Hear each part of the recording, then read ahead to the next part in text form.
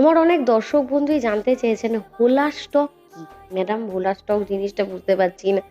হোলা stock হচ্ছে হোলি বা দোলযাত্রার আগের যে ৮ দিন থাকে সেই সময়কালটাকে কিন্তু হোলা স্টক বলা হয়ে থাকে।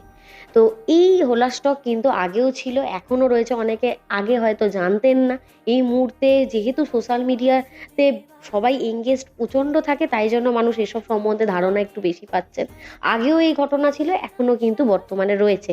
হিন্দু ধর্মে এটা কিন্তু প্রচণ্ড পরিমাণে গুরুত্বপূর্ণ। হয়তো আগে বেঙ্গলে অনেকে কেউ মানতো না, আগে কিন্তু বাইরে অনেকেই এই জিনিসটা মানতো। তো ঘটনাটা হচ্ছে এই হোলি বা অষ্টক, অষ্টক কথার অর্থ হচ্ছে ৮ দিন। এইটা নিয়ে কিন্তু হোলা স্টক শব্দটা তৈরি হয়েছে। তো ঘটনাটা হচ্ছে যদি আপনারা আ ভক্ত প্রহ্লাদের কাহিনী জেনে থাকেন, যিনি ছিলেন হিরণ্যকশিপুর পুত্র। প্রহ্লাদ যিনি বিষ্ণুদেবের চরম ভক্ত ছিলেন।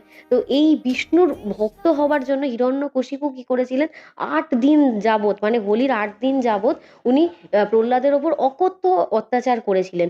সেই কারণের জন্য যে দুর্ভোগটা নেমে এসেছিল উনার জীবনে এই ৮ দিন ধরে, সেই সময়টাকে অশুভ বা দুঃখের সময় রূপে কিন্তু বিবেচিত করা হয়ে থাকে। তাই জন্য এটাকে হোলা স্টক বলা হয়ে থাকে। হোলির ঠিক ৮ দিন আগে। এবং এছাড়াও যদি জ্যোতিষ মতে আমি বলতে চাই, এই সময় যদি আপনি যে চার্টটা যদি দেখেন, হরোস্কোপ চার্ট, সেটাতে দেখবেন এই সময় রবি, মঙ্গল, চন্দ্র, শুক্র, শনি বা রাহু, এদিকে রবি, প্রত্যেকটা প্ল্যানেটস এর কিন্তু পজিশন খুবই খারাপ পজিশনে থাকে। এবং এরা একসাথে মাল্টিপল প্ল্যানেটস এক জায়গায় থাকে। এই কারণের জন্য কিন্তু একটা উগ্রতার সব জায়গায় একটা পরিবেশের মধ্যে নিজের মনের মধ্যেও কিন্তু সৃষ্টি হয়ে থাকে। তাই জন্য এই সময় বলা হয় কোনো রকম সিদ্ধান্ত নেওয়ার আগে কিন্তু ১০ বার ভেবে কিন্তু নেওয়া উচিত। এই কারণের জন্য এই সময়কালটাকে খুব একটা শুভ বলা হয় না। ঠিক হোলির মানে আগের ৮ দিন। এই জন্য এই সময়ে কিন্তু শুভ যেকোনো কাজ কিন্তু করা হয়ে থাকে না।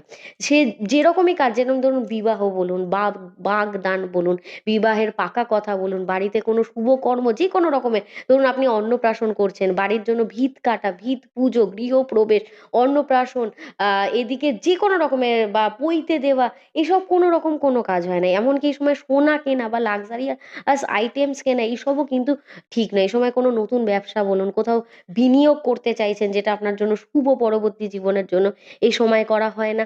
এইজন্য এই সময় বাচ্চাদের নামকরণ এসবগুলো কিন্তু করা হয় না। তাই জন্য এই সময়টাকে একদমই অশুভ বলে মনে করা হয়। তবে এই সময়টা সত্যি কথা বলতে ভক্তের জন্য যেহেতু আধ্যাত্মিক রূপে এই সময়টা কিন্তু খুবই অ্যাক্টিভ। আপনারা ঈশ্বরের নাম, ধ্যান, জপ এগুলো করে কিন্তু এই হোলা স্টকের সময়টা আপনারা কিন্তু কাটিয়ে নিতে পারেন।